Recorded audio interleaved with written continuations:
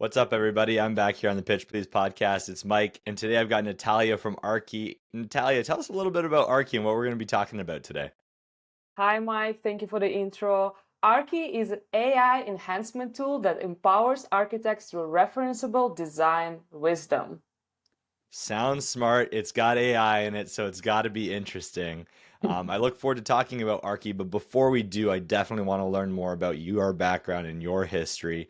Maybe let's start with a little bit of where your journey started. You're in architecture and design as a startup, so I assume it started somewhere along those lines, but bring us back a few years to where your journey started. Thank you very much, Mike. So yeah, I've been in Toronto for the past 10 years. I've been working on different firms, everything from small to large scale firms and large scale projects. And essentially, at the end of the day, I decided that architecture is a bit too straightforward. Is I love design, but I think that for me, I want to see a bit more tech integration in my day to day. So that takes me to today when we founded ARKI and we provide software solutions for architectural firms. So your background is in architecture and design. So you've done that for some time. You went to school for that. You worked in that in larger firms. And did you? I think you also worked, as your own as your for yourself as an entrepreneur in this space as well, right? Before Archie. Yeah, that's right. So actually, during COVID, I switched to work for a prop tech startup, and that's where I kind of got a flavor of the startup life. And there was a bit of a kind of combination of construction and software. That's what we were doing in this property tech startup. And essentially, I was the architecture lead there. We would, design and build and implement some software to kind of speed up some processes. And it was very interesting journey, and I learned a lot there, and I try to implement what I learned there and start when I started my own practice. Essentially, I started my own practice right after I finished with that startup, and for a couple of years before starting Arki, I am just working on my own and kind of designing my projects and essentially, bringing to life all these great ideas. So when you were in architecture and design, before this prop tech startup that you worked at, did you ever think you would be a startup founder or an entrepreneur at that time? Actually, great question. So I've been always in this mindset since I went to architecture school when I was 16 years old.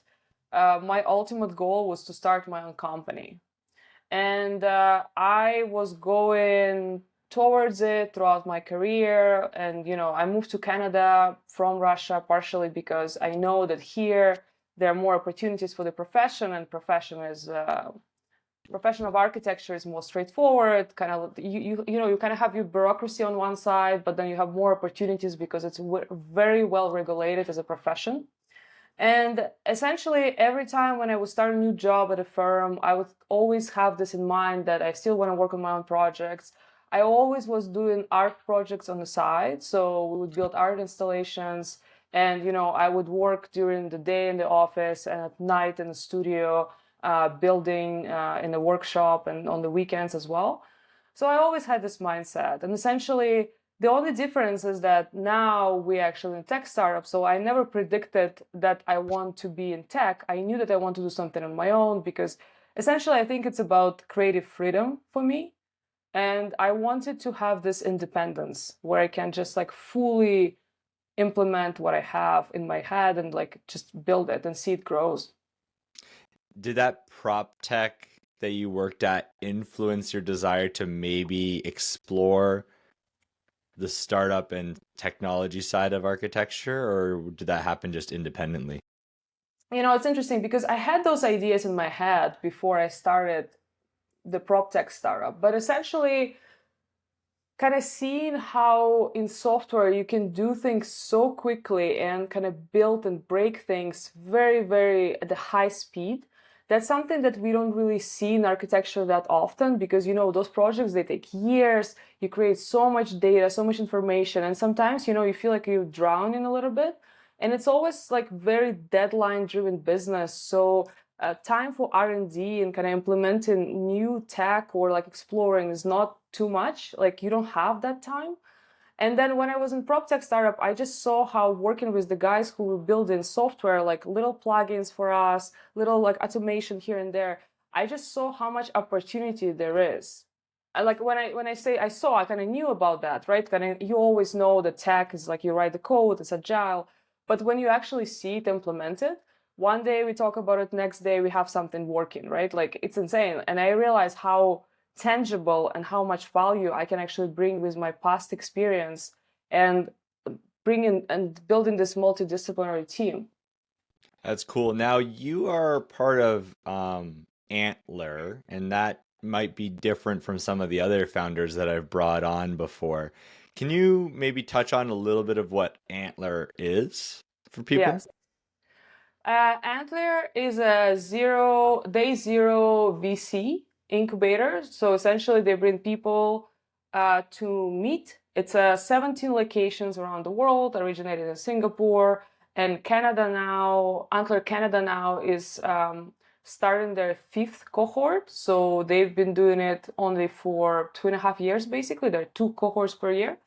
And essentially, it's a co-founder match platform. So they bring together half people technical, half people at business, and there's a small percentage of so-called subject matter expert, where I can see myself as well. So essentially, it's lawyers, doctors, architects, logistics expert, any sort of narrow vertical that you can imagine. And essentially, they put people together in this 10-week program, and you hopefully come out of the program with the co-founder and the funding. Oh wow. So did I'll want to learn about that a bit more, but did you seek out Antler? Did Antler seek out you? How does that process work to formulate a cohort? Yeah. So essentially, the property tech startup where I was working during COVID was heavily tied to the interest rates, and it's all about construction. The prices went up. There was inflation, so that company went bankrupt and they didn't survive. So in one day, kind of we all were let go and no longer there. So I definitely knew that I wanted to continue this journey. And right after the company went bust, I went to the Antler website. Someone just told me about it, and I just filled a simple form, my name, my email, and I forgot about it. And essentially, like months and months after, like I don't know, it's not really a year, maybe 7 months after, someone sends me an email. I'm in the middle of building my own projects, running my own practice, and doing all of this great stuff. And they just sent me a note saying, Natalia, do you want to come for an interview? And I'm like, who are you again? Like, I completely forgot about this whole thing. And I'm always open to new opportunities. And I said, why not? I met with them. They were lovely. And then after a few meetings with them and also going there in person, seeing the space and meeting them, I realized it's a good fit. That's cool. So they bring together a bunch of people. It sounds like you were either in the business side or industry expertise Yeah. side. But you're not matched with the co-founder right away. There's a cohort of a whole bunch of people from different skill sets. And do you first focus on, I assume once you're in the cohort, you're in, and then your purpose of that time is to either see if you can find the right co-founder match or the right business idea. How does that start? Do you start with the ideas? Do you start or the problems, I guess, or do you start with trying to find the perfect co-founder match?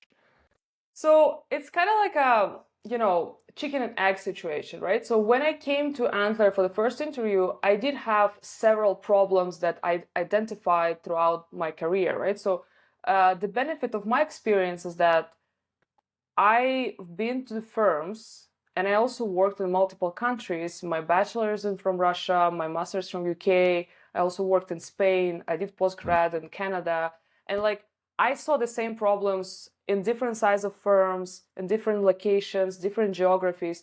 And like, I knew that I have something to offer. There's value in my insights. And essentially, I came in with 5 problems that I kind of gently did research on. I saw the competitors, like I wanted to kind of do some work before I even joined Antler. And Yeah. then after, I wanted to flush it out with the co-founder and basically start working on this problem. So I interviewed with them and I presented these 5 problems, and that's essentially how I got in. Some people, they came without ideas, they kind of just free floating and looking for some other. So they always say founders first, But I think like if you have some sort of problem space in mind or something that you experience, something that you can validate or invalidate easily, it just gives you a head start because it's a very short program. So essentially, like you don't have too much time to like play around and like investigate, right? It's only 10 weeks. Got it. And so what happens if at the end of that 10 weeks you don't come out with a co-founder match or a business idea? Does that happen? Like some people there is an outcome and some people there isn't. And I guess Yeah, that's the decision that Antler has to either fund or not fund. Talk to yeah, me about what happens if you are successful and what happens to those that maybe just didn't find the match or the business idea to work out on yeah, yeah. at Antler. So I actually start from the second one. So people who did not find a co-founder or didn't land on the idea or couldn't validate it, they actually do not proceed after week 7. Week 7 is the first elimination round. They don't even go to week 10. Week 10 is the final IC presentation. The good thing about Antler is that imagine you're in a room with 65 other like overachievers, founders, people with great networks. So regardless, even if you don't get funding or meet your co-founder, you expand your network like crazy. We also have a pretty good, mentors coming in with even bigger networks. And, I think that ultimately everyone should be able to find value there, even if they didn't get the funding. And in case you successful in securing the funding, it's essentially going to a presentation week 10. First presentation again is week 7. It's kind of like a cutoff. You present. If you pass through week 7, then you go to week 10 for the final IC, and then you become Antler portfolio company. That means that they provide you coaching, guidance, and they essentially go with you through this journey of startups, and you also get funding from them to kind of cover your initial costs and get you started. That's cool. Now the funding, is it standard? Like everyone gets the same amount of funding? And is the funding towards the idea, towards your co-founder wages, towards both? How does that work? I've heard some elements of how this works for Antler, and I think it's pretty interesting. So the funding is standard per location. Different locations of Antler would have different size of check, slightly different terms. I think it's just the local geography and how the each fund is set up, right? And essentially, I think they invest in founders. Again, the VC, right? You never know what exactly they invest in. They're not gonna tell you. But I think that the most important thing is that you have the industry expertise or some sort Mhm. of expertise to offer, and then you're also able to show that you're coachable. That let's say even if there is not too much traction yet, you started at week 1 at one place and you ended week 10 in a completely different place. This is a very important for them to see. They want to see that the growth, and then also I think the complementary skills is something very important because if you're two business people, that's not necessarily something they want to see. I think those are the main points. That's cool. So then you met your co-founder, you had a problem, or probably multiple at that point, and then you sort of whittled it down. And this 10-week journey with Antler birthed ARKI. And so now you're working on ARKI. When you're graduating from that cohort and becoming a portfolio company of Antler, how close to what we're going to talk about right now was ARKI? Or are you still in the market validation stage and you have a lot of work to do after week 10? We definitely have a lot of work to do. There's always a lot of work to do. So where we started was a visual search engine for architects and firms, right? So it's a B2B SaaS. It's still B2B SaaS. We landed on this problem because we wanted to be able to make a larger impact, because some of the other ideas, they were a bit more like maybe B2C, like a bit of a different direction. So that's why we chose ARKI with Medi to pursue as the problem space. And then essentially now from visual search engine, we realize that searching and finding architectural assets is not enough. Now with AI and Gen AI and all this space developing, people not want to only find the assets, but they also want the software to kind of draw for them. And we Mm. realizing that Arki is not so much a visual search engine only, but it's more of a productivity enhancement tool. So almost like a co-creator that helps you draw. Okay, interesting. So let's maybe start to talk a little bit about that. But you've obviously got a deep and rich experience in the space of architecture and design. Maybe tell us generally how this process works. Like what are the types of technology or approaches that people use in architecture and design? Because I think that'll help us figure out where you fit in. So just talk to us a little bit about the industry of architecture and design and the tools that are generally used or that you may have used before. Yeah, very good question. So the industry is very interesting because, you have to have a kind of creative side to yourself, but also a very technical side because it's not only about design, it's all about execution. At the end of the day, we build buildings. That's the end product, right? And sometimes I feel we forget about it a little bit, right? Because by the time we get to site, it has to be a concrete set of rules and guides that people can use to actually construct the building. So in terms of the software and tech, sometimes we hear, not my words, from some of the users, they say that construction and architecture industry is on average 25 years behind. And, we try to, that's where we tap in, kind of works well for us, right? So we can bridge that gap. And essentially, we use a lot of drafting software. There is a lot of tools available for you, and the tools that we're using day to day. But in the same time, those tools are coming from slightly different, kind of places and providers. Interoperability is a huge problem for us. There's all these things that you export and how they interact between each other, which we're also hoping to solve with ARKI as well. It's almost like that glue that you apply on top as a top layer, and now it plugs itself into all these pieces of software. And essentially, I think the challenge is that every time you start drawing the project, you kind of start from a blank slate. Even if your firm exists for 10, 30, 50, 60, 70 years in Toronto, we see a lot of these firms that existed for decades and decades. At this day, we don't really use any of the past knowledge, right? The past knowledge kind of sits in your principal's head, on your head, and it would be measured by the number of years you spent in the firm. But in reality, you have the servers full of this data that is completely dead data, and it's not being used. So every time you start drawing something, you reinvent the wheel. And we kind of learned that through the interviews. It's not something that I said, it's something that our users said. And a lot of people struggle with it. They, up to a point where they leave the profession because they feel like they don't have resources for them to actually help and support them. Especially if you're junior, there would be an instance where you sit in your desk and your principal tells you something like, we've done it before, go look at this project. And you're like, okay, what is the project number? Because it's all like codes and, file structure is very kind of complicated, and they give you the code, you try to find the project, you can find it, you go talk to 10 people in your office, no one knows where it is, and you end up spending hours and hours just searching for something. And by the time you find it, it's a completely wrong detail or completely wrong piece of information. So now all the time is wasted. You still need to produce the detail, but you kind of run out of the time allocated for it already. Happens all the time. So essentially, we want to leverage this unused data. We want to tag it.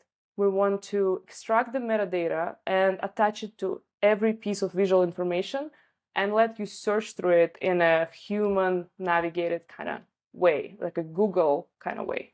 This is interesting. So these are walk me through this. This is like floor plans, or is this like the structure and beams and electrical systems of a major building, or both? Like where does this sort of fall?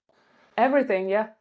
Okay. So any element of design from like the floor plan of a room or a condo unit to a full house to a full building, from the interesting pieces to the design layout of something to the maybe they're interesting to some, but maybe less interesting pieces of like where the HVAC systems need to run and where the electrical information needs to flow through the building. All of those elements are part of the design process that ARKI is somehow involved in today. I absolutely love, Mike, how you describing it so well. It feels like you've done construction before. I haven't. I like building things, and my brother's in the industry, so I think I just learned enough through osmosis. That's awesome.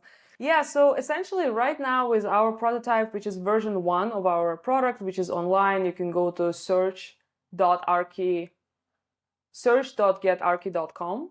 And essentially, we loaded a bunch of floor plans, which are exactly like you said, clone the floor plans, and you can search through them in the kind of Google-like fashion, right? So each searchable unit will have a data attached to it, which was extracted from the floor plan using AI and machine learning.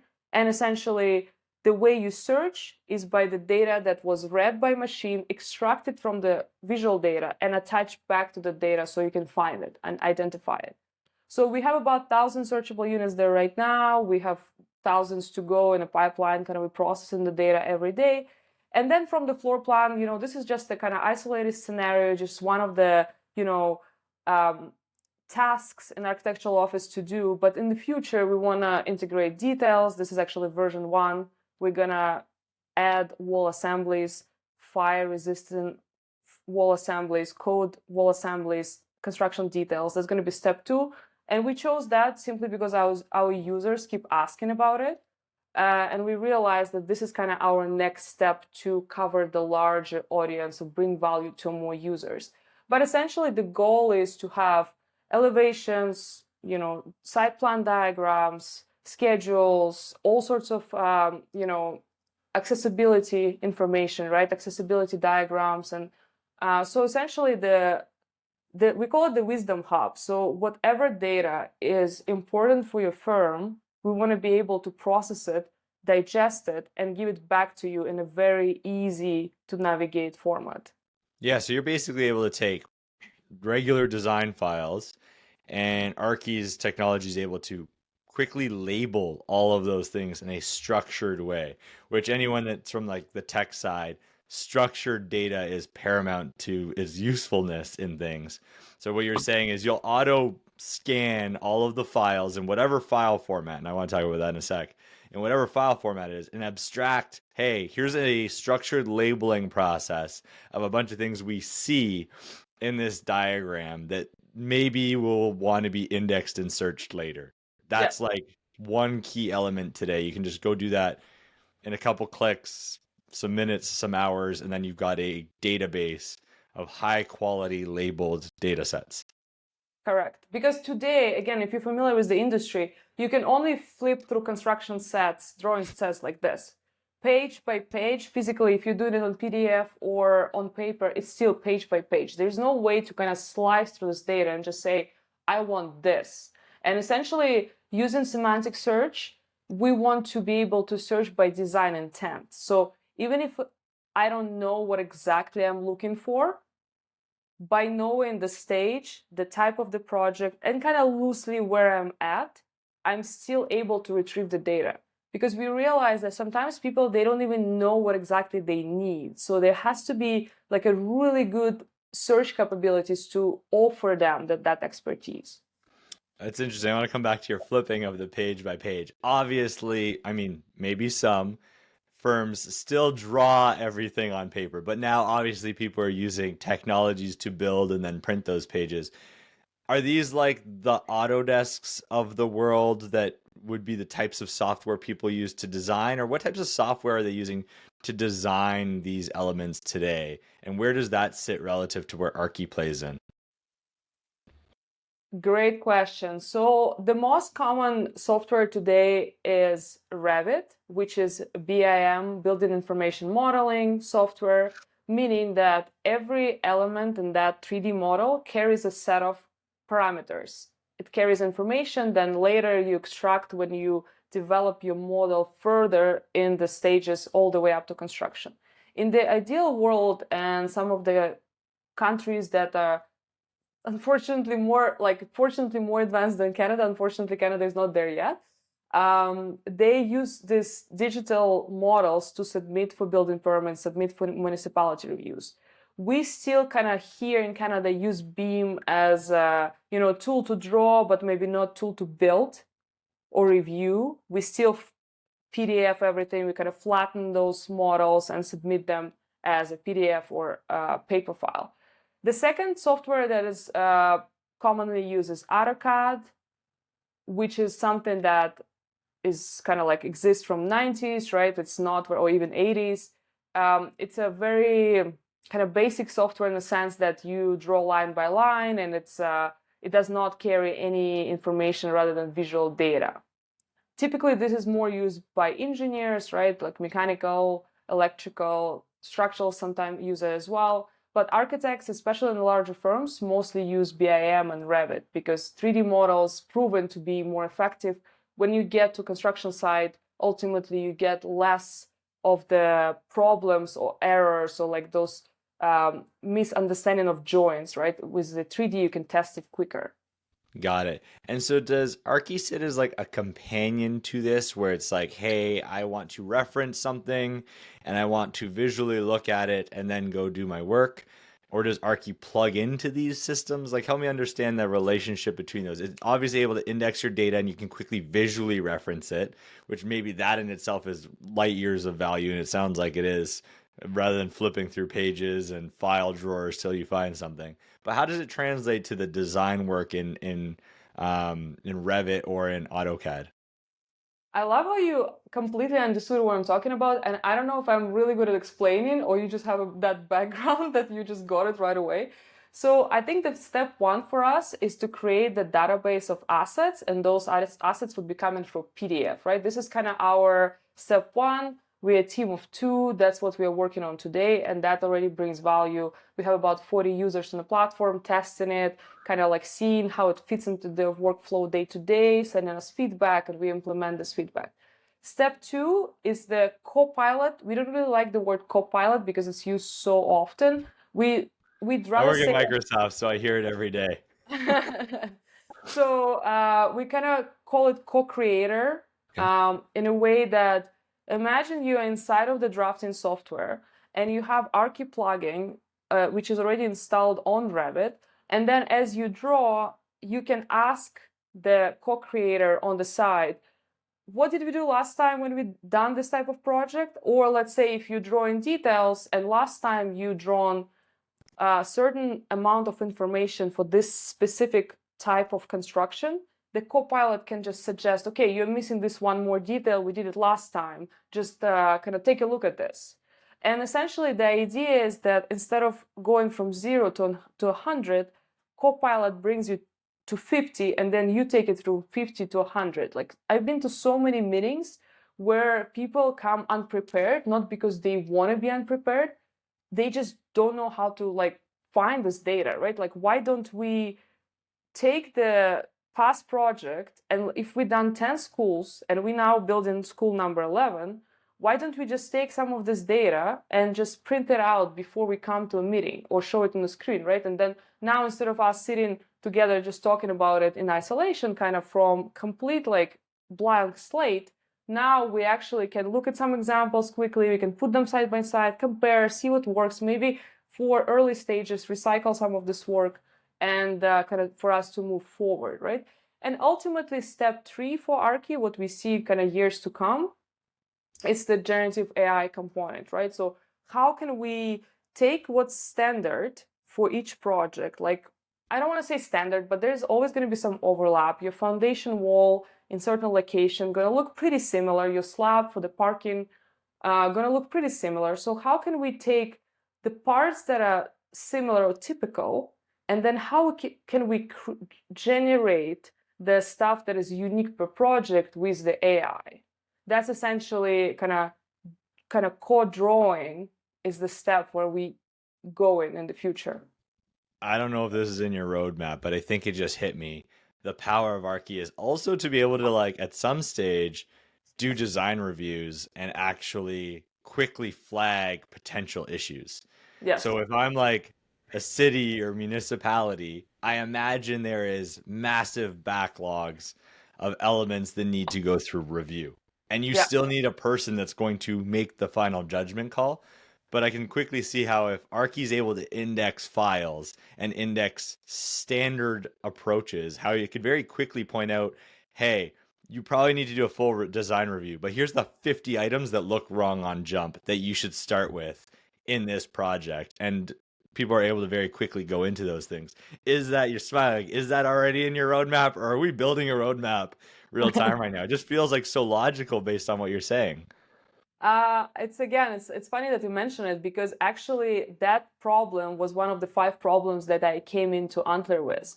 We just didn't go ahead with it as a beachhead simply because working with municipalities and the cities, it's a bit of a different beast. We don't want to go there yet. But in the future, that's something that is definitely on our minds for sure. Okay, so this maybe brings up the perfect question. Who is your target market today and where are you starting? Who would use ARKI generally? Very good question. So we started with architects simply because this is my ecosystem. This is the stuff that I know, and we very quickly start talking to architects. From day one, we've been conducting 4 or 5 interviews a day until we hit like 60 interviews. We didn't even touch solution space.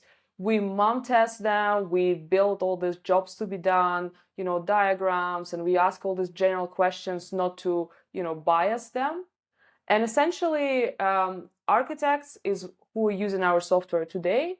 But in the conversation with investors sometimes ask us, "Those architects are proven not to be the best users because they don't want to pay."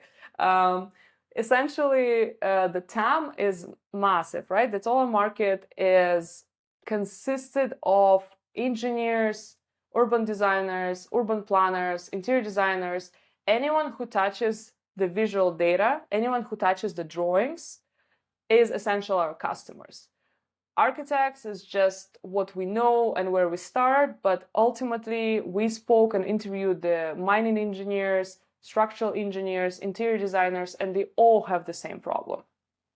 That's interesting. So it can scale to all of those because you're pulling similar data. So an interior designer might use it, but also an engineer, but Yeah, also the architect. So yeah. it doesn't need to change for each audience. You can be pretty broad in who it can support. Yes, because essentially, Mike, we're building a framework. It's like we're building a Yeah. system. The whole goal of this operation is to recognize the patterns, right? How can we find those commonalities and how can we find the unique parts? Because one of the things that architects challenge us today on is that every project is unique. You don't need the library to build because every time you draw, things are completely different. But I argue is that because there's always going to be things that are very similar. You're not going to reinvent how you put your grab bar for barrier-free washroom. You're not going to reinvent how you tile your bathroom. You're not going to reinvent how you do your door jamb or window seal. It's not like 100% true. So that's why, coming from a bit of a like a founder mentality and from a startup background, I always try to challenge it. And sometimes they tell me I don't have a problem.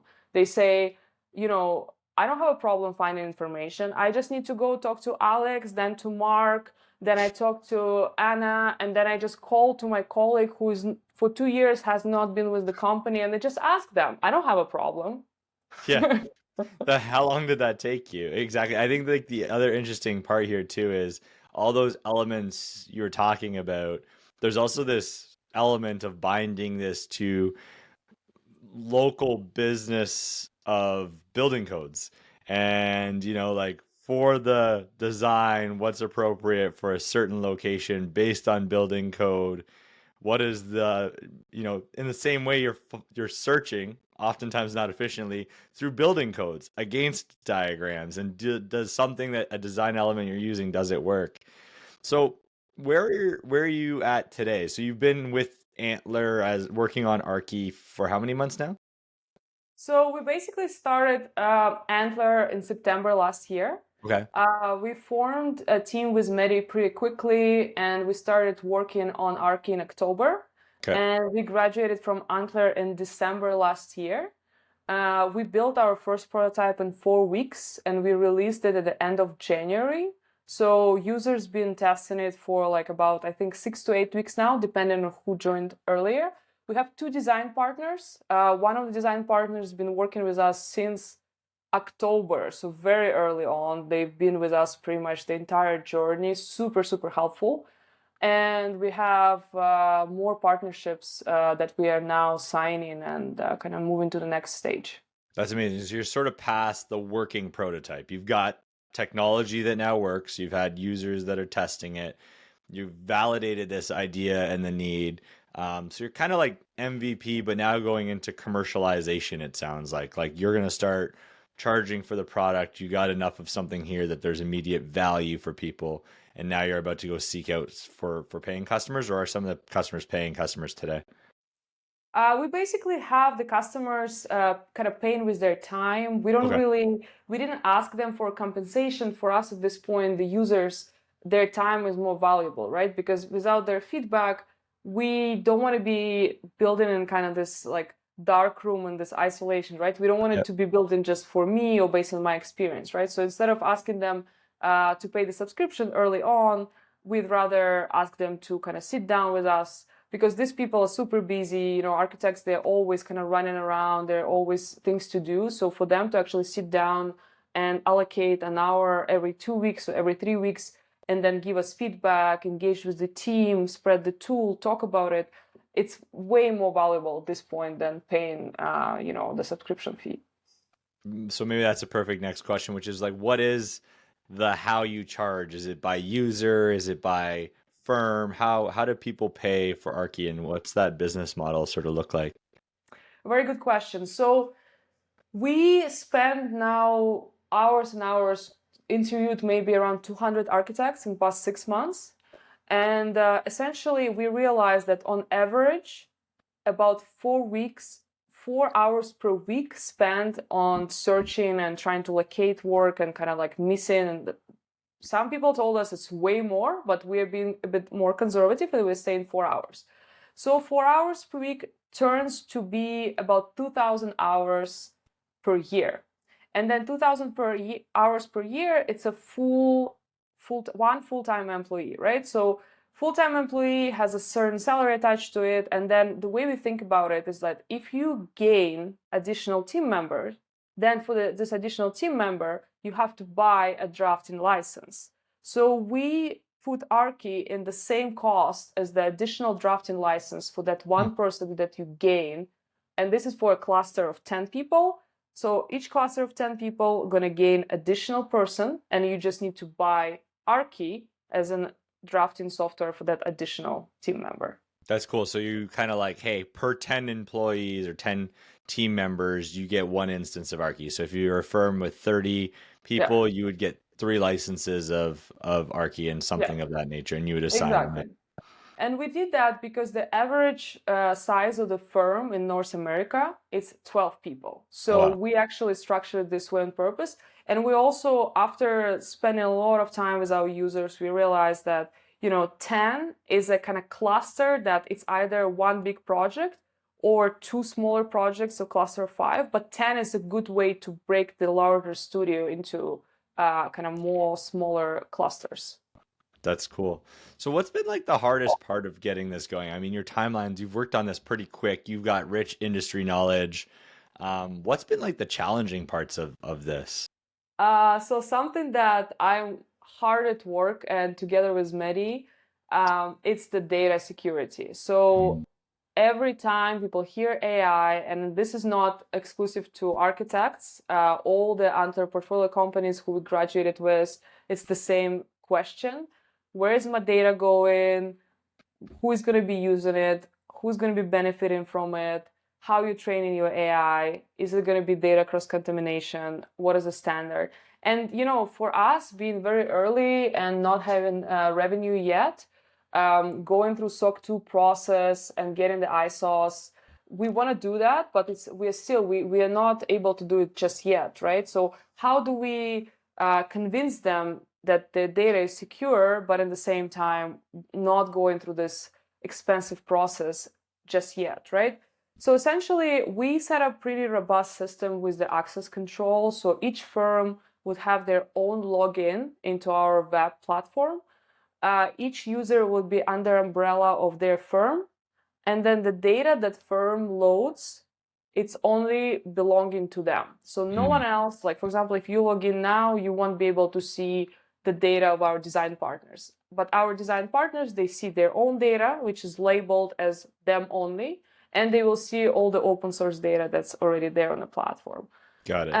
And yet, like this is a barrier that's very hard to break today because we ask the users, let's start small, give us some data, we process it, you build the trust with us, and then we do more. I think that just there's a bit of an AI scare in the industry in general, and I think Yeah. it's not so much they don't trust us. It's more like they just not sure about AI in general and how the industry where it is going. In the same time, I actually received a report yesterday from Royal British Institute of Architects, and they are talking about AI and they're talking about opportunities. And there is a lot of conversations going. People are interested in learning. It's just, I think it takes a bit more time to actually, from just learning, turn into doing and implementing day to day. Yeah, and I mean, like I'm from a technology background. I lead app innovation and AI at Microsoft, so I know this pretty deeply. But I think the punchline is all these things that people hope in terms of how you create dedicated instances, security, where and how things benefit from the model, and are anonymized, and your data remains secure and isolated, and all those things are possible. I think it's just education. And it sounds like your challenge is educating an industry that are not tech first and, are used to flipping through pages that, yes, I need this thing that's going to help me. And your pages that are normally sitting on your desk that anyone could come in and take are sitting in an area that's far more secure and far more isolated. But it's like educating on how that works is going to be a piece of what ARKI will have to do, Yeah. which is we have value. Now we also have to do this extra layer of technology education to help simplify that down to gain confidence from maybe some people who aren't as close to this. And I imagine there's early adopters that are like, I don't care. This is modern. I'm rolling with it. So you'll have like the two tiers within your space, I imagine. Yes, 100%. And those are the early adopters that we are looking for, right? Like so early, those design partners are people who are really interested in making a progress and really interested in making a difference, and they don't really care about like the nitty gritty of it, right? And those are the people that we are partnering with right now. And we had instances with larger firms who were super interested, but then because of their own internal bureaucracy, because of their own internal processes, they said, "You build it first. We are not ready yet, and we will like talk again when you guys have the software. We're just gonna subscribe," which is also fine. We understand it exists, and this is their own internal setup. What's been the most fun part for you? You have a background in architecture and design. You worked at a prop tech startup. Now you're going on this journey building it yourself. What do you think's been like the most exciting or memorable thing for you so far? I think for us, one of the first interviews that we ever done, one of the first discovery calls, we asked very general questions like mom test, right? What is the worst part of your day? What do you hate the most? What is the most annoying thing? And literally, one of the first user interviews, someone spelled out the exact solution that we have as a hypothesis in our heads. And they said, we are currently looking to buy this today. And that was mind blowing because for me, it's just like I never wanted to say that I know it all or that I know this industry so well. I've been to the industry, I have some insights, but I don't know all about it, right? Like this is not possible. I'm just a human. But then when you hear it, someone just spelling out what you just kind of put on paper 5 minutes ago, they just say it word by word. And they also attach value to it, saying that we are currently researching for this tool. I think that's when we decided to partner, and I think that's when we decided that's what we're going to be going with, because this experience was just kind of out of the body experience. It was like, we got it. Like, we understand what it means. What are we actually doing? And I think day to day, just learning, right? Like building product. I don't have any product experience. Mehdi, who is my co-founder, he's very well versed. He's full stack software engineer, but he also built many startups and also led a large team of engineers. So he knows product, he knows the business side, and he knows technical side. So we basically meet together, kind of join forces at the product, right? Because this is so niche that we need my expertise to kind of hammer it down, but we need general product framework to productize it and make a thing out of it, right? So I think for me, learning, it's very hard because as an architect, I'm used to kind of knowing the answers, certain answers, and being in my field. But here it's almost like every day you have to be like, oh my God, what is this about? How does it come together? So it's very challenging, and I like it because I feel like I'm growing.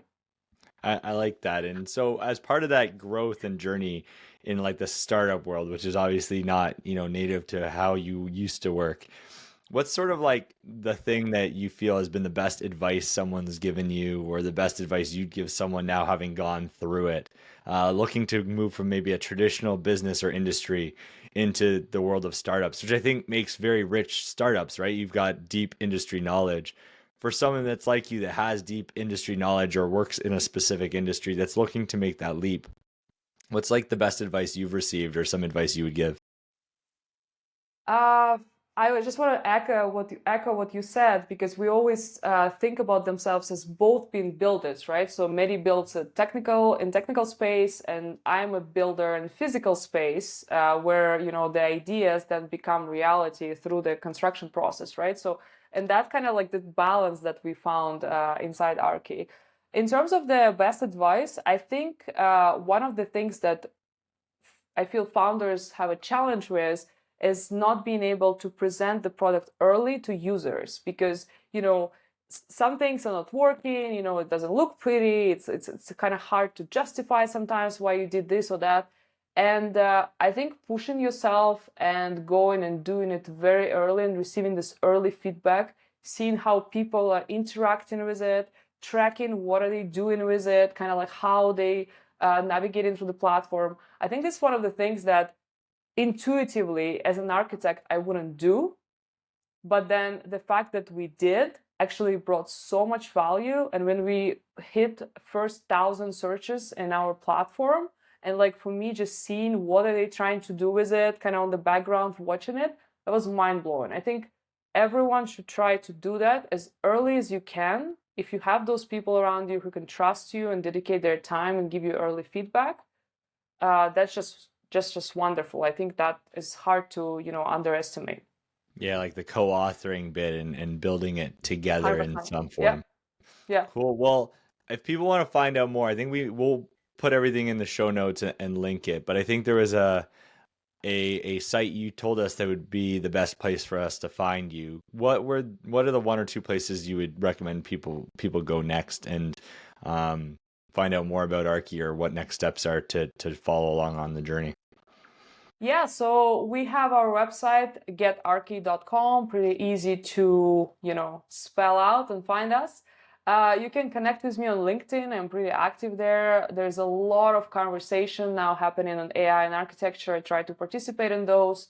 People asking great questions, and I think that's architects just so curious, and that's where all the information, all the kind of interaction happening. So definitely follow me on LinkedIn and send me a note, connect. We also have a newsletter that you can subscribe also on our website, and you can stay in touch and kind of get all updates. We release a lot of demos. We're building custom GPTs on the building codes that are going to be part of ARKI in the future. So if that's something that you're interested in, we already built a BC building code GPT. It's already released. You can search for it. And we're going to be releasing more. So sign up for the newsletter if that's something that you want to test out. I love it. And I think the other one you mentioned earlier, because I opened it up when you said it, was it's still at getarchy.com, but it's search.getarchy.com. And that's really like a cool way to play around and fully understand a little bit about what Arky's building for the everyday person or maybe an architecture firm. So we'll make sure to link that. Natalia, thank you so much for joining us today. I had a lot of fun learning a little bit more about your space, even about your antler journey. I think that's going to be a really fascinating one for a lot of founders or prospective founders to consider and think about, and looking forward to seeing your journey over the months ahead. Thank you so much, Mike. Appreciate it. It was a great chat. You know so much about construction. I don't believe you never built anything. We'll see. Maybe I'll be able to build a lot more if I get something like GetArchy. Thanks everybody for tuning in, and we'll catch you on the next episode.